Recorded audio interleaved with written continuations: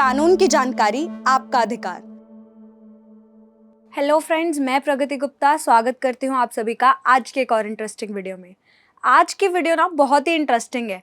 आज की वीडियो में हम जानेंगे कुछ ऐसी लीगल टर्म्स जो हर किसी को पता होनी चाहिए, चाहे वो एक लेमन हो, चाहे एक लॉयर हो, चाहे कोई लॉ स्टूडेंट हो। ये टर्म्स हर किसी को पता होनी चाहिए। तो सबसे पहले समझते हैं कि ये टर्म्स सारी हम जो पढ़ने वाले हैं आज के वीडियो में, वो सारी दी कहाँ पर गई हैं। तो ये सारी टर्म्स जो हैं ये क्रिमिनल प्रोसीडिंग्स के दौरान यूज़ की जाती हैं और ये code of criminal procedure 1973 act में दी गई हैं। इसका सेक्शन 2 जिसमें डेफिनेशंस बताई गई हैं, वहाँ पर सबसे पहली जो टर्म यूज़ होती है वो होती है ऑफेंस। अब ऑफेंस क्या होता है? ऑफेंस का मतलब होता है कोई एक्ट या कोई ओमिशन जो कि पनिशेबल हो at that time by the law. कोई भी ऐसा एक्ट या कोई भी ऐसी ओमिशन, मतलब कोई एक्ट जो आपने करा है, ओमिशन मतलब जो एक्ट आपने नहीं करा, आपको करना चाहिए था। कोई एक्ट या कोई ओमिशन जो पनिशेबल बाय लॉ है एट दैट टाइम, उसके हम ऑफेंस कहते हैं।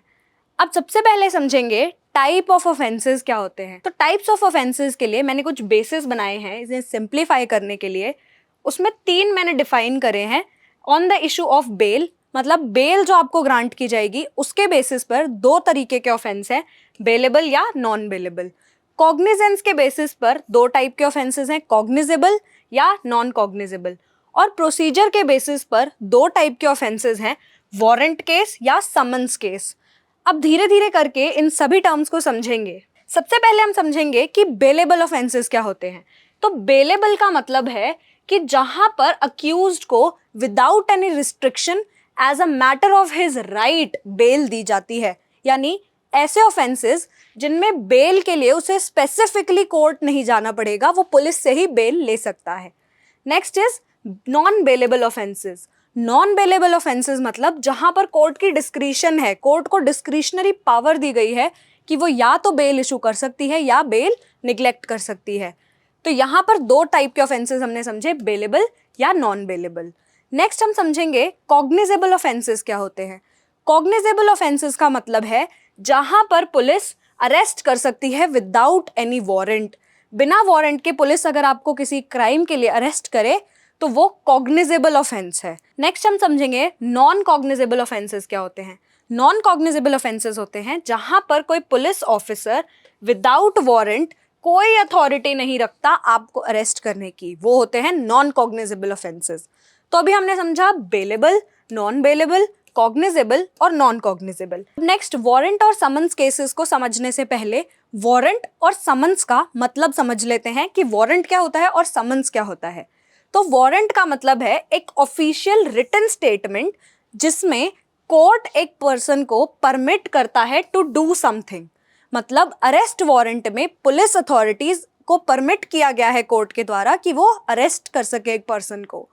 Next is summons. समन्स का मतलब होता है कि appear in a court of law. मतलब आपके लिए समन इशू हुआ है तो इसका मतलब है कि आपको कोर्ट में प्रेजेंट होना है इस तारीख पर इस टाइम। और वारंट में वही दूसरा पर्सन यानी एक पुलिस अथॉरिटी या एक कॉम्पिटेंट अथॉरिटी को आपके पास भेजा जाएगा कि जाइए उसको अरेस्ट करके लाइए या उसके घर पे सर्च करके आइए।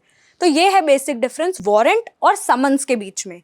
अब इसी के बेसिस पर वारंट केस और समन्स केस हैं। वारंट केस जहां पर वारंट का इशू होना कंपलसरी है, और वो कौन से केसेस हैं जहां पर पनिशमेंट ये तीनों में से कोई एक है। यानी पनिशेबल बाय डेथ है वो ऑफेंस, या फिर लाइफ इम्प्रिजनमेंट है, या फिर इम्प्रिजनमेंट एक्सीडिंग 2 years। मतलब इन तीनों केसेस के लिए वारंट इशू होना कंपलसरी है। नेक्स्ट इज समन्स केस क्या होता है। समन्स केस है कोई भी ऐसा ऑफेंस जहां पर 2 साल या 2 साल से कम का इम्प्रिजनमेंट है, तो वो समन्स केस है। उस केस में वारंट इशू नहीं होगा, समन इशू होगा। नेक्स्ट इज इंक्वायरी क्या होता है। Every inquiry other than a trial by a magistrate. अगर कोई मैजिस्ट्रेट ट्रायल के अलावा कोई इंक्वायरी कंडक्ट कर रहा है तो उसे हम इंक्वायरी बोलेंगे under CRPC। Next is investigation. Investigation का मतलब है collection of evidence bye a police officer, या कोई ऐसे पर्सन को मैजिस्ट्रेट ऑथराइज करे ऑन हिज बिहाफ कि वो इन्वेस्टिगेट कर सके और कलेक्ट कर सके एविडेंसेस, तो उसे हम कहेंगे इन्वेस्टिगेशन। नेक्स्ट समझते हैं विक्टिम का मतलब क्या होता है। Victim is any person who suffer loss या injury due to the action और ओमिशन ऑफ द अक्यूज्ड। अब विक्टिम के अंदर उसके गार्जियंस और लीगल एयर्स भी इंक्लूड होते हैं।